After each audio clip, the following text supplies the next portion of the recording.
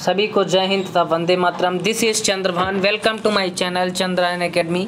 आशा करते हैं आप स्वस्थ होंगे और अपने परिवार का भी ख्याल रख रहे होंगे। देखेंगे मनोविज्ञान टॉप ट्रेंडिंग 11 क्वेश्चन और कमेंट बॉक्स में कमेंट करके बताएं कि इन 11 क्वेश्चनों में आपके कितने नंबर आए। देखते हैं पहला क्वेश्चन।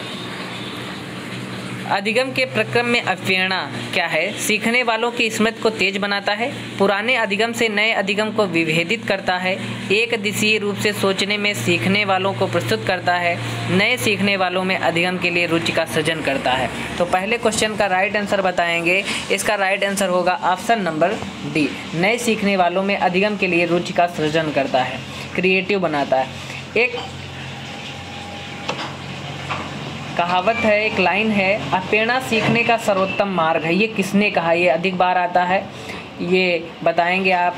किसने कहा है अवप्रेरणा सीखने का सर्वोत्तम काल है? किसने कहा है? तो ये स्किनर महोदय ने कहा है अवप्रेरणा सीखने का सर्वोत्तम मार्ग है। क्वेश्चन नंबर देखेंगे 2। कक्षा 5 के न्यून दृष्टि वाले बच्चों को निम्न स्तर के कार्य के लिए माफ़ करना चाहिए। उचित दैनिक कार्य में उसके माता पिता मित्रों की सहायता करनी चाहिए। कक्षा में सामान्य रूप से बर्ताव करना चाहिए एवं ऑडियो सीडी के जरिए सहायता प्रदान करनी चाहिए। कक्षा में विशेष बर्ताव करना चाहिए। आपको इस प्रश्न के जरिए, ये प्रश्न जो C TET, MP TET, Chhattisgarh TET, कई टेटों में आया हुआ है, तो ये बहुत, अगर इसका स्क्रीनशॉट ले लीजिए और स्क्रीनशॉट लेने के बाद अपने मित्रों से पूछिए कि इस क्वेश्चन का आंसर वो दे पाते हैं कि नहीं, और इसमें जो निगेटिव आंसर है उसको छांटते चलिए, आंसर आपको खुद ब खुद मिलता जाएगा। पहले देखेंगे न्यून दृष्टि, जिसकी दृष्टि कम होती है, निम्न स्तर के कार्य करने के लिए माफ़ करना चाहिए। किसी बच्चे को कार्य करने के लिए माफ़ करेंगे तो उसकी जो सीखने की क्षमता है वो अवरुद्ध होगी। ये इसका राइट आंसर नहीं होगा। उसके दैनिक कार्य में उसके माता पिता मित्रों की सहायता करनी चाहिए। अगर किसी की बच्चे को दैनिक जो प्रतिदिन वो क्रियाएं करता है, अगर उसको हरदम सहायता मिलेगी या माता पिता या मित्रों के द्वारा, तो वो क्या, उसकी शिक्षा में अवरोध उत्पन्न होगा। तीसरा ऑप्शन है, कक्षा में सामान्य रूप से बर्ताव करना चाहिए, ऑडियो सीडियो के जरिए से सहायता प्रदान करनी चाहिए। अगर कोई बच्चा देखने में अच्छा है तो क्या उसको ऑडियो सीडियो के द्वारा उसको पढ़ाया जाना चाहिए, CD के द्वारा। तो इसका right answer option number C है। क्वेश्चन नंबर देखेंगे 3।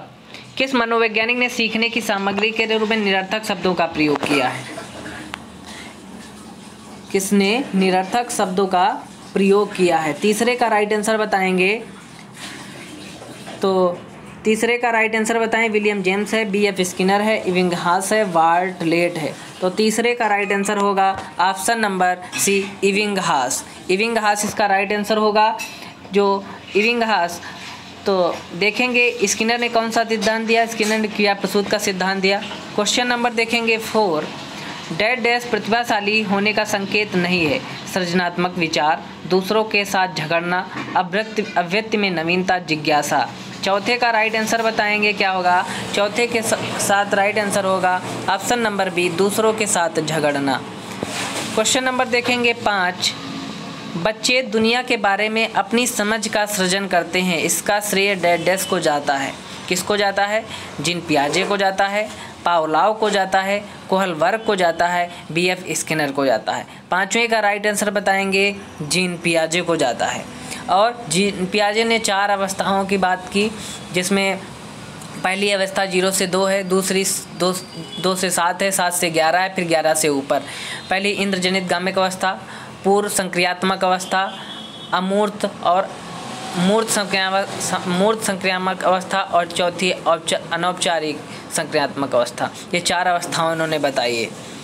क्वेश्चन नंबर 6 देखेंगे। व्यक्तित्व मापन की प्रक्षेपी विधि किस सिद्धांत पर आधारित है? मानवतावादी, व्यवहारवादी, मनोविश्लेषणवादी, संज्ञानात्मक। क्वेश्चन नंबर 6 का राइट आंसर बताएंगे। ये किसके आधारित है? मनोविश्लेषणवादी। ऑप्शन नंबर सी इसका राइट आंसर होगा। छठे का option number C. Question number देखेंगे 7।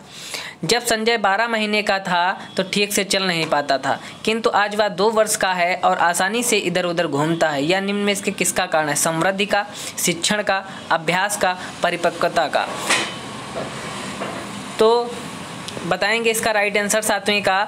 तो कुछ बच्चे आप गेस कर रहे होंगे कि परिपक्वता लगा रहे होंगे, लेकिन परिपक्वता से तात्पर्य होता है कि वो मेंटल रूप से परिपक्व हो जाए, वो किसी उसके सोचने की क्षमता विकसित हो जाए, वो किसी चीज़ को सोच सके।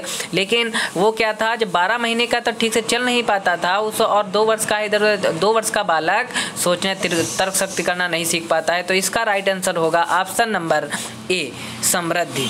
समृद्धि करेगा, ये राइट आंसर होगा 7वीं का।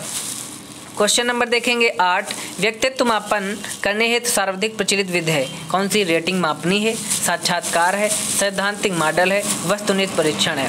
8 का राइट आंसर बताएंगे। 8 का राइट आंसर होगा ऑप्शन नंबर बी, साक्षात्कार। प्रश्न नंबर देखेंगे 9, अप्रेरणा का वह सिद्धांत जो गुणयुक्त होने की आवश्यकता पर बल देता है कौन सा सिद्धांत है? आवश्यकता अधिगम सिद्धांत, अप्रेरक स्वच्छता सिद्धांत, उपलब्ध अप्रेरणा सिद्धांत, ERG सिद्धांत। 9 का राइट आंसर बताएंगे। तो 9 का राइट आंसर होगा अप्रेरक स्वच्छता सिद्धांत, ऑप्शन नंबर 20 का राइट आंसर होगा। प्रश्न नंबर देखेंगे 10, किसी बालक में असमायोजन का मुख्य कारण क्या हो गया? किस पर ध्यान देना है? असमायोजन और समायोजन, इस पर विशेष ध्यान देना है। सौहार्दपूर्ण वातावरण का अभाव, सामाजिक रीति रिवाज में विश्वास, शील गुणों की उपस्थिति, माता पिता की गरीब आर्थिक स्थिति। तो 10वीं का राइट आंसर बताएंगे। 10वीं का राइट आंसर बताइए। सौहार्दपूर्ण वातावरण का अभाव, ऑप्शन नंबर फर्स्ट इसका राइट आंसर होगा। कैटल ने शील गुणों की चर्चा की बात की है, कौटल महोदय ने।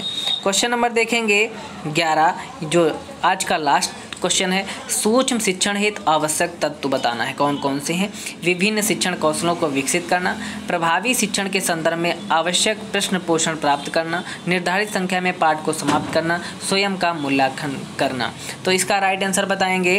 सूक्ष्म शिक्षण के हेतु आवश्यक तत्व, स्वयं का मूल्यांकन ये नहीं होगा, निर्धारित संख्या में पाठ को समाप्त करना, संख्या में ये नहीं, किसी बच्चे को संख्या में पाठ समाप्त करना, ये बच्चे को खाली सीख उसको आना चाहिए, क्या सीखा है उन्होंने, उसका सूक्ष्म शिक्षण का महत्व होता है। प्रभावी शिक्षण के संदर्भ में आवश्यक प्रश्न पोषण प्राप्त करना, शिक्षण में आवश्यक प्रश्न पोषण प्राप्त करना, ये भी राइट आंसर नहीं होगा। राइट आंसर होगा 11वां का ऑप्शन नंबर ए, विभिन्न शिक्षण कौशलों को विकसित करना, ये सूक्ष्म शिक्षण का आवश्यक तत्व होता है।